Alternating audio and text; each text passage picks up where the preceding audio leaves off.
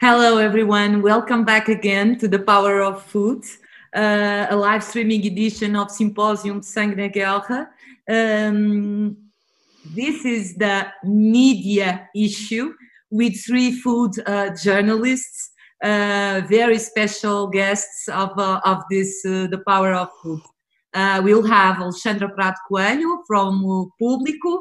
We'll have Ben Mervis, editor-in-chief of Fair Magazine, and Howie Khan, a freelance journalist who has created a podcast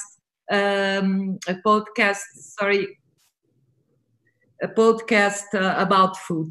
We'll introduce you, everyone, in 30 minutes. Please stay there. In 30 seconds. We'll talk about the media and food. Thank you so much. Thank you.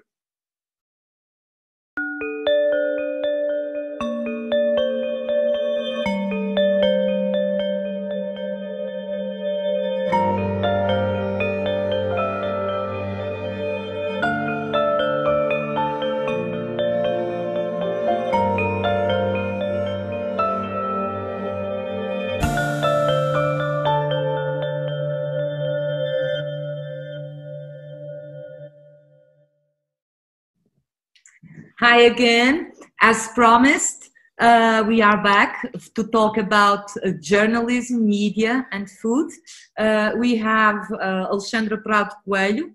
She covered international politics and culture, but today is one of the most renowned and respected Portuguese gastronomy journalists, writing daily for the Portuguese newspaper Público. Then we have Ben Mervis, the founder and editor-in-chief of Fair Magazine, one of the most acclaimed indie publications in gastronomy world.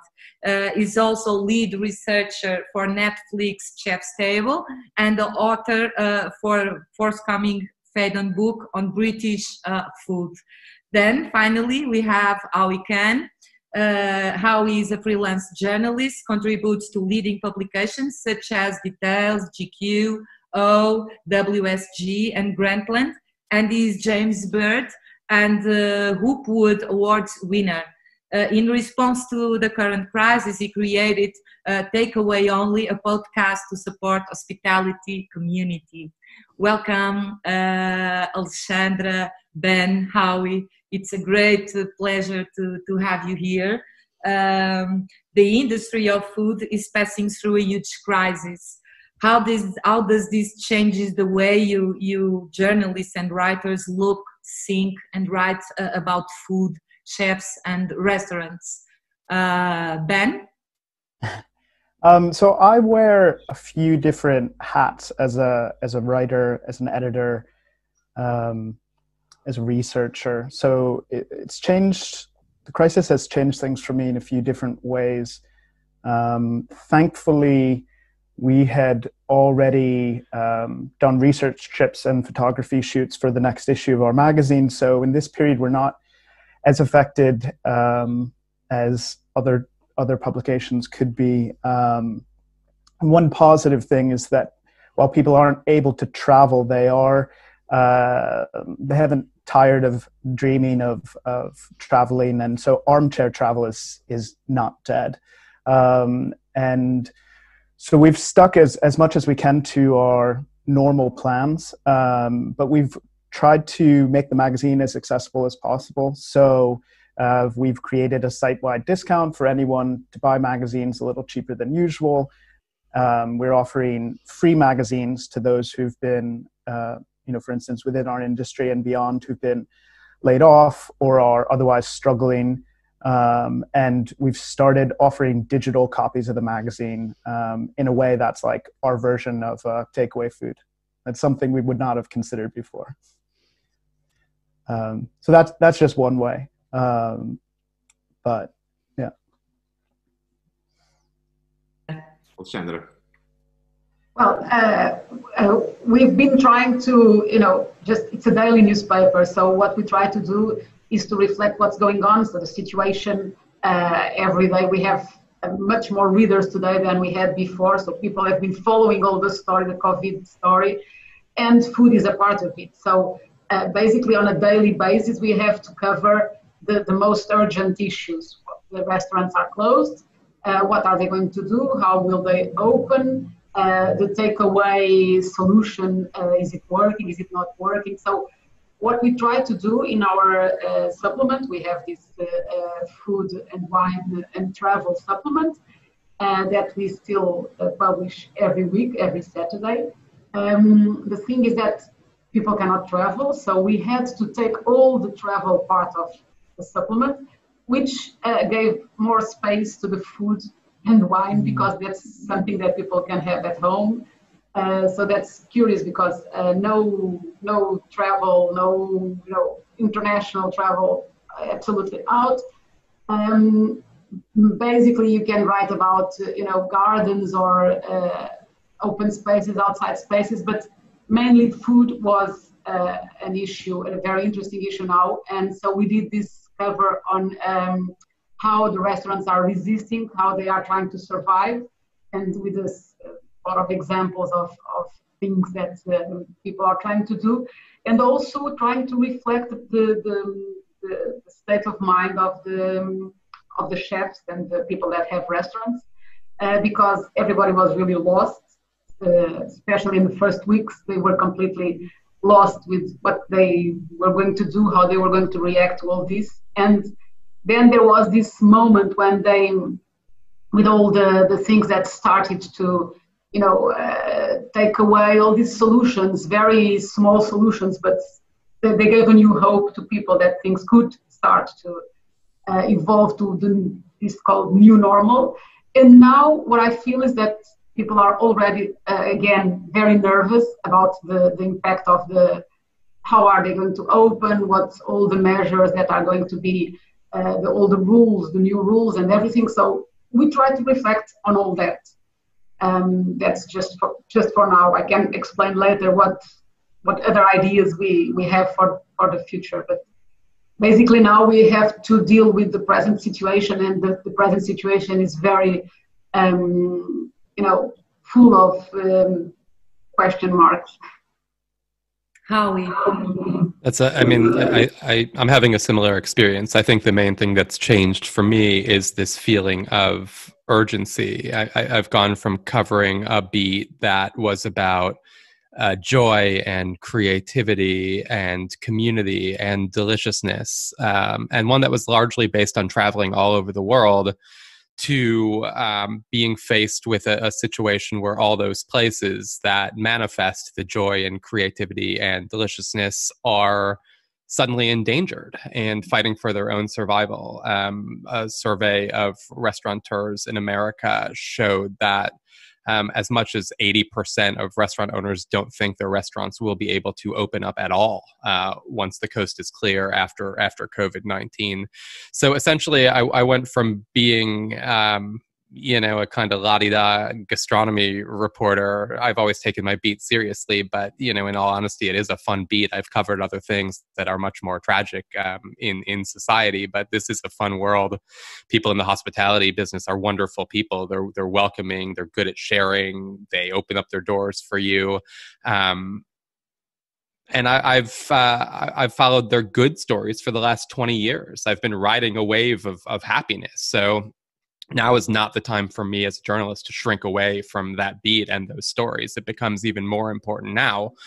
So I wanted to figure out a way to do more and not necessarily to wait around for a magazine or a publication to approve or commission a story. We have the internet, we have social media, we have audio that can go up all over the world in video, as we're seeing today, and nobody has to wait to tell a story. So I decided to create a daily show to cover these issues, to talk to the people who are fighting for the future of the restaurant industry, for the future of communities, for food security in America, for farmers, for farms, for immigrant workers, for basically anything that touches food right now. There's been no more important time in my life to tell stories about food. So on the one hand, what's happening is really sad. On the other hand, for a journalist and for a storyteller, like, now's the time to be really awake. Now's the time to take action. Now's the time to do something. Very interesting. We were talking in the previous slot about the importance, the social importance of the chefs and the expectations we have on them. They have to be sustainable and save the world. They have to lead this crisis and show us what to do, where we're going through. Do you think it's like this? The media has taken the chefs for this role as well. Do you think they are able to respond right now? What do you think about their social importance, social role right now? I can start with that. It's different for every person. Some people are really concerned about their restaurant closing and they don't have the bandwidth to support things outside of that. And they're busy, filing for bank loans and every grant application under the moon. And that's a very full-time job. Whereas others are much better positioned to take on much larger roles in society. I mean, you see somebody like Jose Andres, who's become essentially a one-man government. He's more effective than leaders of state in so many ways in terms of feeding people. So I think there's real balance in the food world. I think there's people who have stepped up to become leaders in extraordinary ways. I think there's people doing smaller things within their communities. I think not everybody gets press or attention. I think there's invisible things going on all the time. Chefs are by nature action oriented. They take a raw material and craft it into something that matters for people. And you're seeing that happen all over the world. I think that chefs do need to be leaders in society. But I also think in this moment, chefs are also learning that they do have to be, going forward, better business leaders. So their businesses aren't so vulnerable to extermination next time the next crisis happens, and to build a stronger foundation underneath their restaurants and support their laborers, in different ways. So there are things like reserves of money. So there are better relationships with the government. You're seeing in the United States, restaurants have lobbying power. Independent restaurants have lobbying power for the first time in their existence. The only restaurants in America who get any attention from the government are McDonald's and big chains and, corporations that are publicly traded and have millions and millions of dollars in investment. Independent restaurateurs who have one or two locations, they don't have the ear of their Congress people or their senators, and that's just starting now. They're way behind and they have to catch up. So you're seeing activism happen on that front as well. It's almost like the whole thing is being rebuilt, the whole system. Mm-hmm. Alexandra, what do you say? I've been thinking about that for a long time now. The way that this relation between journalists that write about food and the chefs and the restaurants, and what I feel is that sometimes we ask too much of. There are parts of this relation that are healthy and other parts that are not as healthy. I think we help each other to think about things, and I think that's really good. And your work also, Ana, Paulo, we all try to think about, but at the same time that creates a necessity of feeding this machine that we created. And so we keep asking chefs for new ideas, new things, and we just got into this trap of expecting all the time new initiatives, more and more and more. There are some chefs that have different personalities, of course. So some of them are really focused on their work, the foods, creating new dishes, etc. Others are more, open to other things. But we just keep pushing them to show things, and sometimes I think that's not so good. Of course. For us, it's very important to have good stories to tell and different stories. So if you have just another very good dish, but it's just another dish, and then if we talk about the fine dining scene, we are writing for a small number of clients that are able to go to those restaurants. So that's not enough, I think, for us, for me at least, for writing about another new menu or another novelty in the cuisine. It's not enough. So I always look for other stories.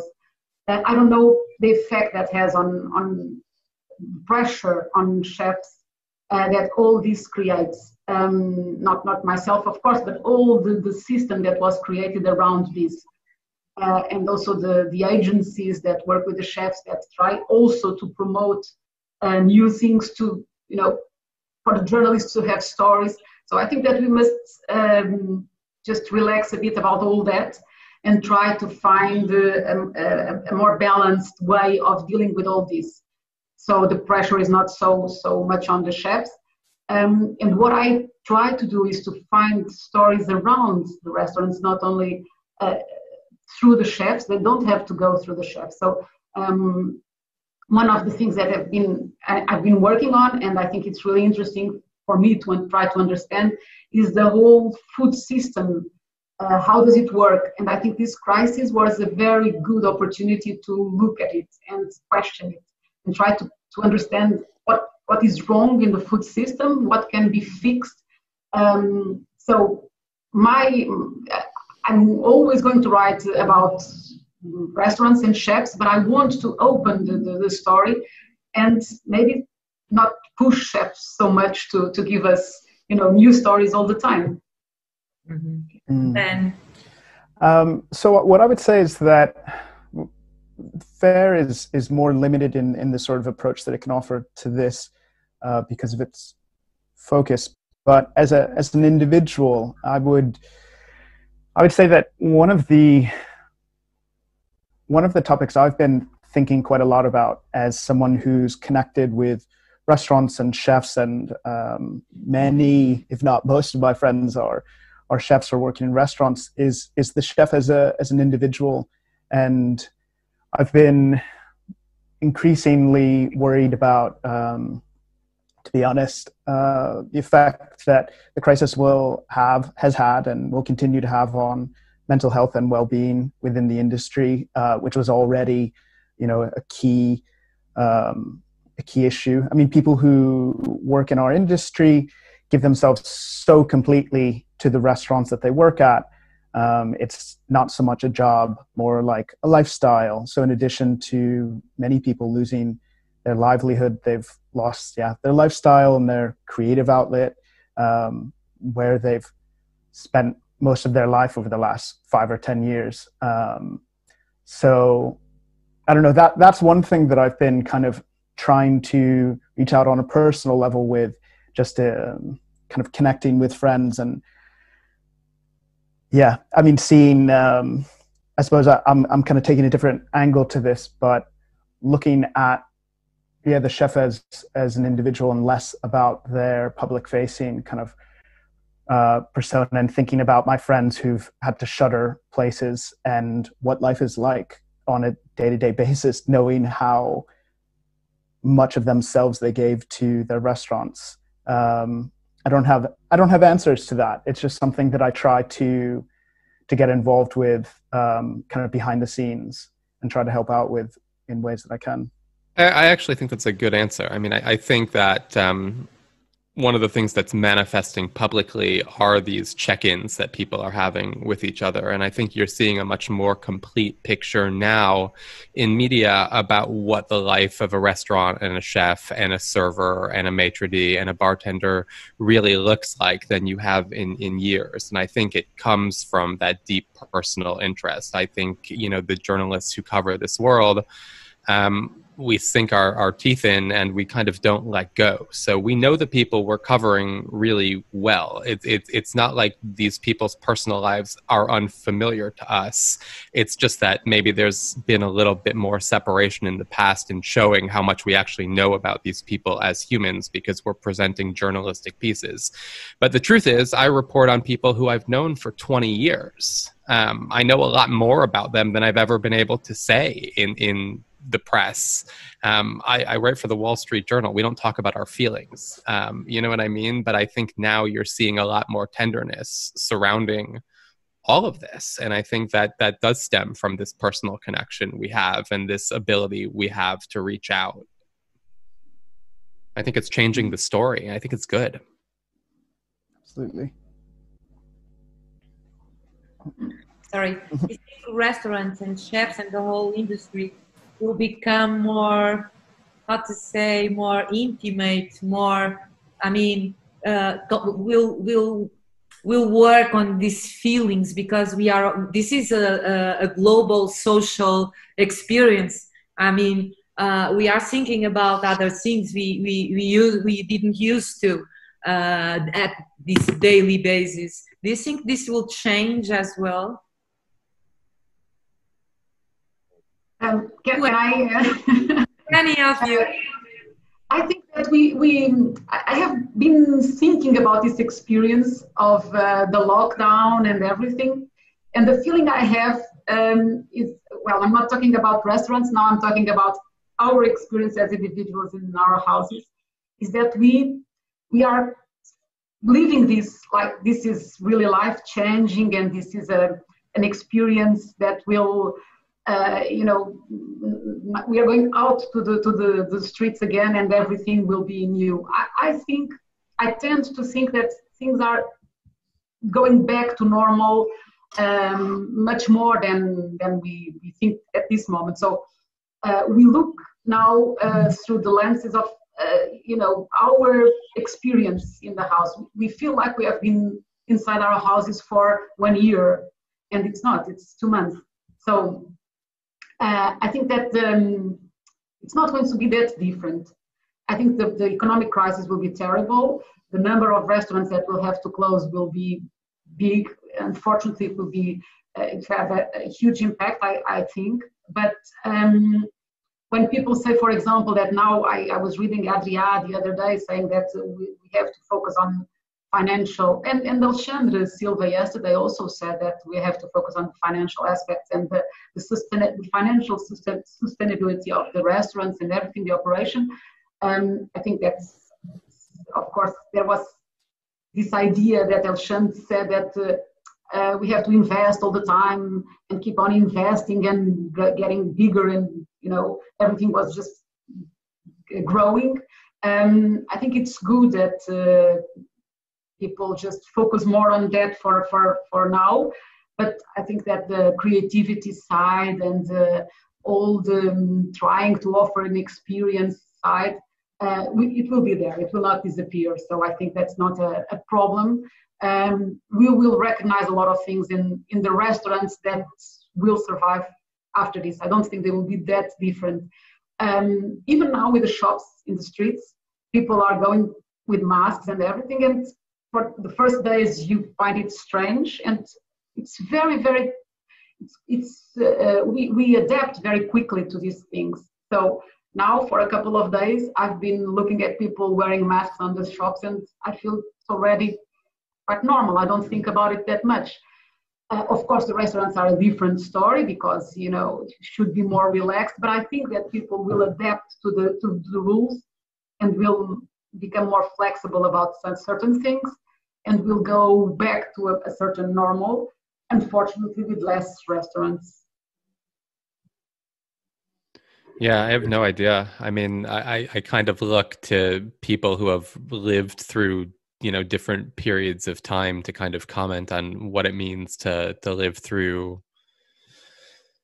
a crisis that's this long. I mean, I would love to come to Lisbon and talk to like all the waiters and bartenders at Gambrinus who have worked there for like 50 or 60 years, you know what I mean, who have seen the restaurant go through all kinds of ups and downs. And a restaurant like that shows you that these places do survive.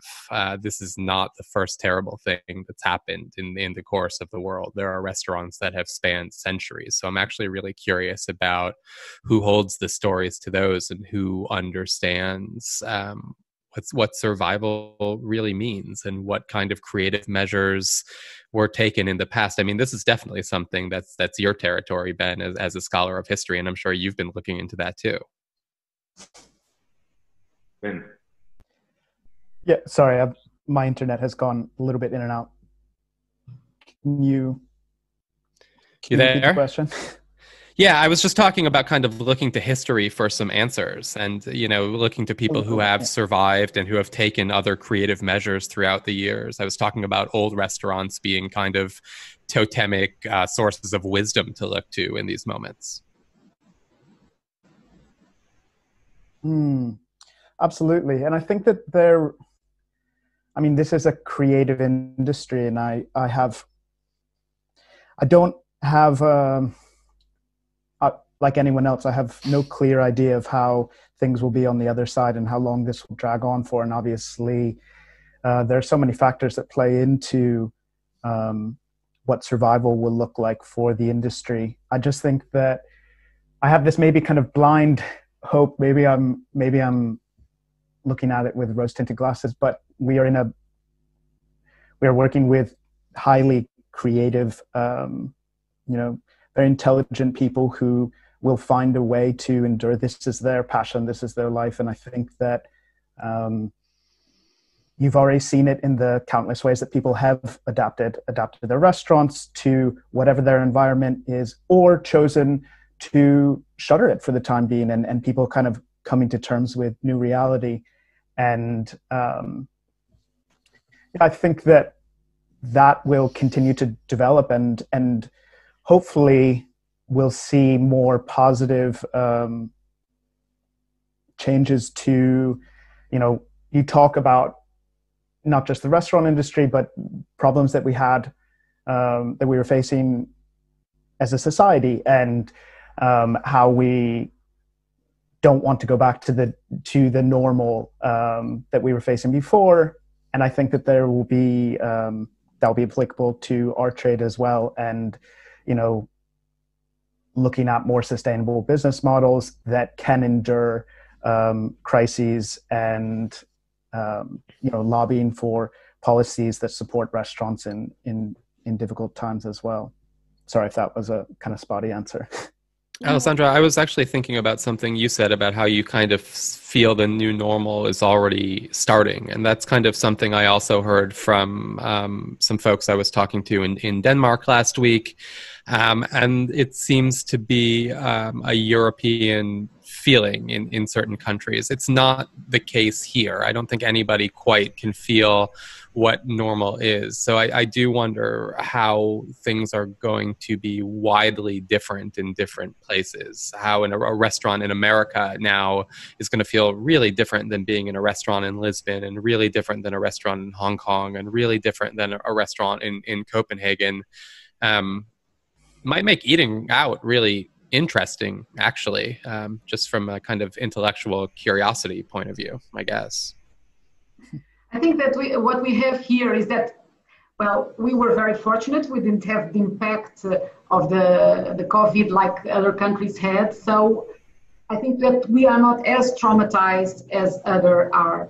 So it's easier for us to kind of forget a bit the situation and relax. Day by day, you feel more relaxed. Of course, people are very different from one another. So some of us are really scared, and I have a lot of friends that don't leave their houses yet. Others are more, just let me see how the street is, and they go out. And the coffee shop here in my street, they have always been open.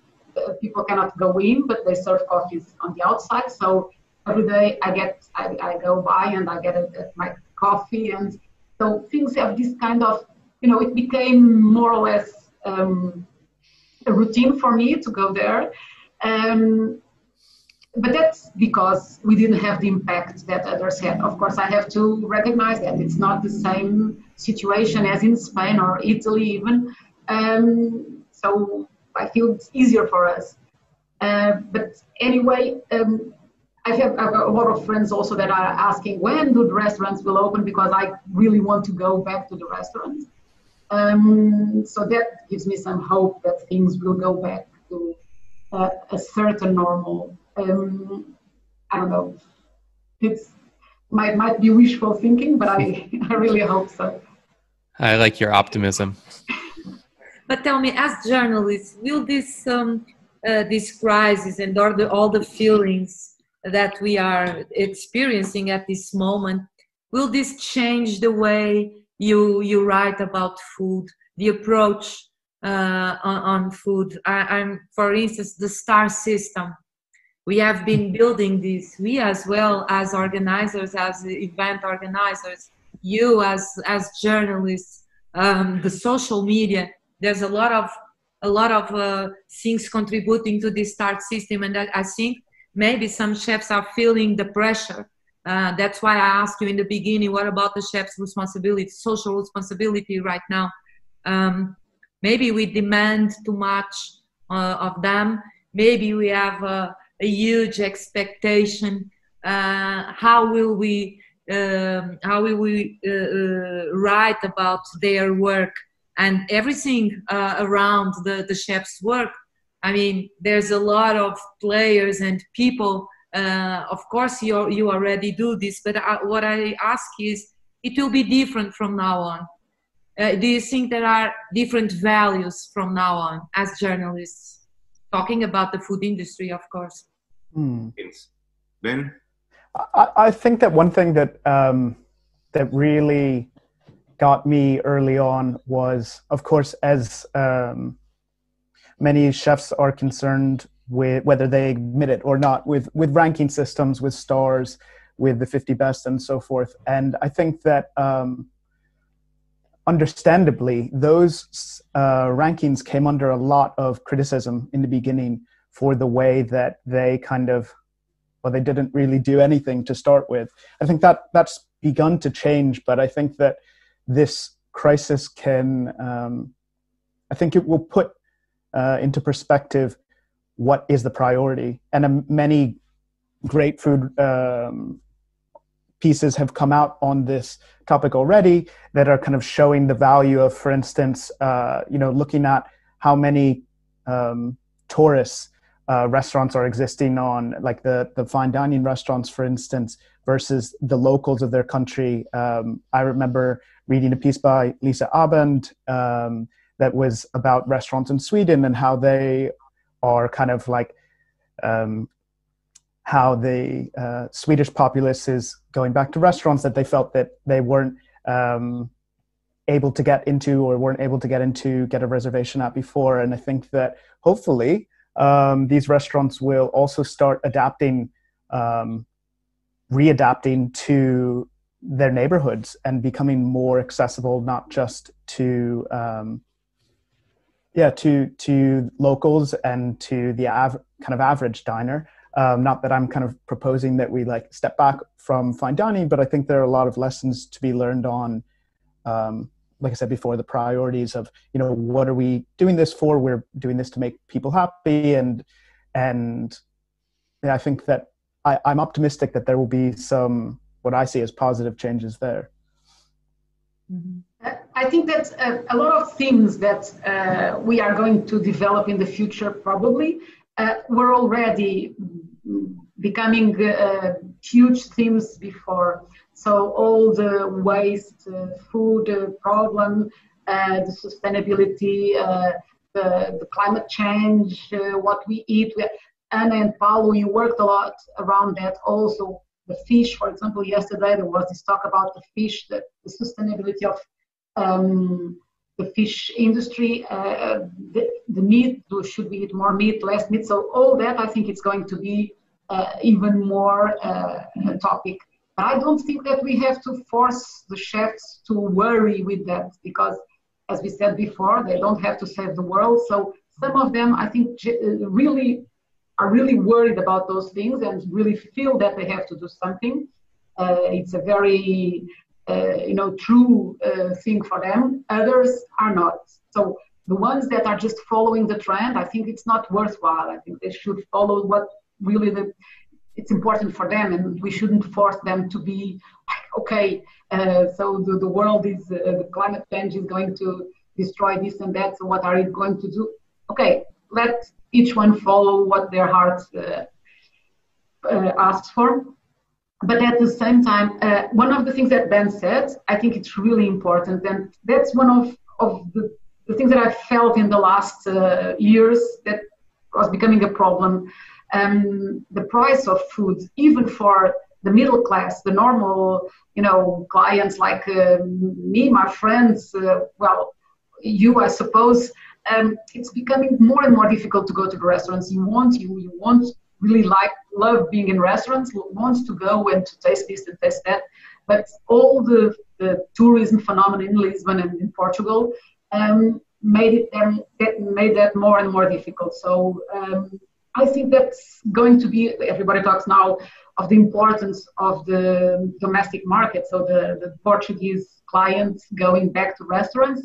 But I think we should all think that it's not easy, and it's going to be more difficult because people will be unemployed and with a lot of financial problems. So this effort that the restaurants will be forced to do to approach people with a more accessible offer, I think it's really going to be very important in the next few months, which can be contradictory with other things that I'm also worried about, which is that if you have a good offer, good products, how are you going to pay the producers? So all this is a very complicated thing. That's why I was saying before that this idea of the food system and how can we support the food system in other ways that will allow people to eat better and democratize that experience of eating better food and more interesting food and all that. How can we do it? And I'm more and more convinced that politics has a role here, and we have to think about politics that will help this. So that's one of the things that I'm thinking of developing in my next works, my next articles. Guys, we have a lot of people sending messages for you, a lot of questions as well. Let's select a few. We have here a dear friend from Croatia. He's a journalist as well. Arvo Petric. Arvo Petric. I can never say his name. It's a joke between us. Sorry, Arvo. Thank you so much for being there. He asks you, if we journalists are going to visit restaurants less and travel less, will our approach to writing about restaurants also change? We have 8 minutes. Oh, it's heartbreaking to think we're going to visit less restaurants and travel less. I've been running a daily show out of my wife's childhood bedroom. I have talked to more people in the last 40 days than I often do sometimes in a year. I have done more reporting in the last month than I ever have in my life. There's things I know about the stories of restaurants and food now that I've never known before. I think the storytelling is pedal to the metal. I think we might go fewer places, but as reporters, I think we've all learned how to get around that anyways, based on the fact that, I mean, first of all, there's no money or job security in being a reporter. We're not doing it for those things. We are fighting to tell stories, even if it's the story of an opening of a restaurant or a tasting menu. There's a certain attitude about getting that done. We know how to put together stories. If I have to talk to 100 people instead of talking to 5 people to understand the same thing as I would going somewhere, I can still get a grasp on going somewhere even if I don't go. I mean, experience is a great thing, and it's something that we've had the luxury of depending on for our entire careers, and we may not have that luxury, and we still have to do the job. Mm-hmm. Well, Sandra. Well, as I was saying before, I hope I will go on going to restaurants and finding out what chefs are doing and trying to, tell the stories of I think that the creativity part is really interesting, and I'm not. I was listening to Andrea and Olivia before, and I don't have the same feeling as they do that we need silence now and everything. I'm very interested in seeing how people are developing their creativity in other ways. So that's not something that I feel they should all stop and be silent for. He said we need silence now? He said we need silence? Wow. He said that because he said there's too much people talking about a lot of things and we don't know. We don't know where we're going. He said we need silence in the way we need to, to get into ourselves, to listen a little bit, to think a little bit, and then he didn't say when Yeah, but it had a context. It had a context. I appreciate the idea of silence. Yeah. We have another question. Now for Ben. For Ben or for anyone, from Alexandre Coelho. He says, because we are going to be more selective and thoughtful when choosing a restaurant, do you believe that your job as food journalist has now more pressure? Thank you, Alexandre Coelho, for being there. Thank you, everyone. 5 minutes more. Ben, you want to begin with this one? This one's a tough one for me because I'm not. I mean, my magazine is not so much tied to the pressure of restaurants. I as a kind of consultant outside of my job, it is, but yeah, with the magazine, we will continue going back to the question as the last question. I don't intend to change anything in the way that Fare is run. I mean, we're still going to continue treating the magazine the same. And if we have to pretend that we're traveling, and if we have to, address the next city in a completely different way and come up with a completely different process for making the next issue, that's the way we'll do it. We will source things differently. We will do as much as we can to create the experience of having been there, even if I have not actually been to that place. That's one way in which we're looking to adapt. So maybe I'm naive, but I'm not looking to change the way that I am approaching restaurants at all, really. But again, maybe I'm still in a bubble of like, I can keep things the same, and I can keep going and keep people dreaming of what they've been dreaming of doing for a while now, which is traveling and eating and doing the things that they love to do. Okay, do you want to answer, Awi?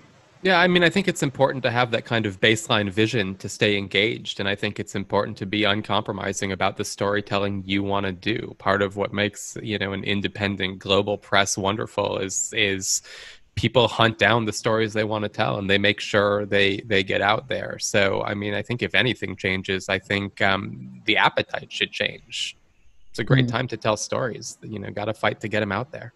And I would stress it. In my case, I'm an independent magazine publisher who's not making a profit on the magazine. So I have the benefit of, like Howie says, telling exactly the stories that I want to tell within the framework of the magazine. So I work as a researcher and as a consultant, and that work has provided most of my income, and most of that has been frozen at the moment. But within the context of the magazine, I do tell the stories that I want to tell, and will continue to do so. Yeah. No, let me also add that we're spending a lot of time talking about saving restaurants and chefs as leaders. There is a huge economic crisis coming, and we're going to have to save journalism too. So I think people are going to have to figure out who they want to support with subscriptions, with web traffic, with Patreon dollars, with GoFundMe's. And I hope people go back to, we were talking about the star system and food critics. And, I hope customers come out of this with a different understanding of what a restaurant is, and that they end up going to places not because they saw, wow, it has 5 stars, but because I have this much money to spend on a Tuesday night. Who do I want to help in my neighborhood? Where do I want to spend my money? Whose jobs do I want to help perpetuate? There's a lot at stake. It's not, I want people to understand that going out is very much about having an enjoyable experience, but that transfer of funds is vital. So think about where you want to go. Think about who matters to you. Think about who you want to see on your block, in 2 years, in 5 years, because you can help them be there. And it's the same with who you choose to read, what magazines you subscribe to, what papers you buy, whose stories you click on. The intention behind all of that matters tremendously to all of us. No doubt. We had another answer here, but I think another question. I think you answered already. It was a question from Teresa Vivas.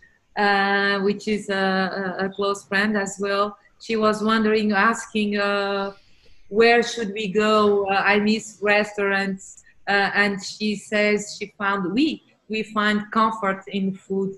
I think what you has just said goes to this question, because we can find comfort in our neighborhood, in the places near, and support these people, support restaurants who are buying from the local producers. We can work in this chain and include journalism here as well, and support magazines and newspapers. Yeah, absolutely. Guys, we are out of time. Thank you so much for being here. It was lovely to hear you. We have to save journalism as well. Me and Paulo are former journalists, so we feel it very deeply. And yeah, I think this is a positive, it's an appeal to our audience. Buy magazines, newspapers, for the ones who are listening, subscribe. help this magazine from Burmer. It's called Fair Magazine. This guy needs support. It's an independent magazine. It's a dream life of Ben. I really appreciate your attitude with your magazine. So guys, the ones who are listening, help Fair Magazine, buy it. We have to buy not only Fair, but also the other Global, ones, Chandra. Of course. Yeah. But Ben is really small. Thank you so much. And subscribe to my podcast too, Yes. which is also an Of independent labor of love that has absolutely no financial backing, and probably won't. So, And is fantastic. It's an amazing Thanks. podcast. Can you tell us the name again of the podcast? it's called Takeaway Only. It's available on iTunes, Spotify, and Google Podcasts. Today's guest is JJ Johnson, who has an amazing thing going on at Field Trip in Harlem. Yesterday was Chris Shepard from Houston. Friday was Renee Redzepi. We have all kinds of great stuff coming up for the rest of the weekend next. We will, Aoi, for sure. We promise after tomorrow we'll be on, okay? After this amazing. You guys need some rest. You guys are crushing it. Thank you for having us, and thank you guys for creating this forum and bringing us all together. It's an amazing, amazing thing. We're very grateful. Thank you so much. Thank you, Anna, Paulo, and very nice to meet you, Howie and Ben. Thank you. Hi, Nice guys. to meet Thank you. Keep going. Now stay there. Anna said bye-bye, but you stay there only for the week. Okay, thank you everyone who has been listening to us. We'll be back at 2:30 Lisbon time. We'll be back with the two dearest friends, which are Chef Ana Voss and journalist Kaja Sajovic from Slovenia. We'll be talking about food, of course, and their relationship. They have just written a book about Anna Ross' work, so it will be really, really cool. So we'll be back. Have lunch. Don't go anywhere. We'll be back, guys. Thank you so much. Bye-bye.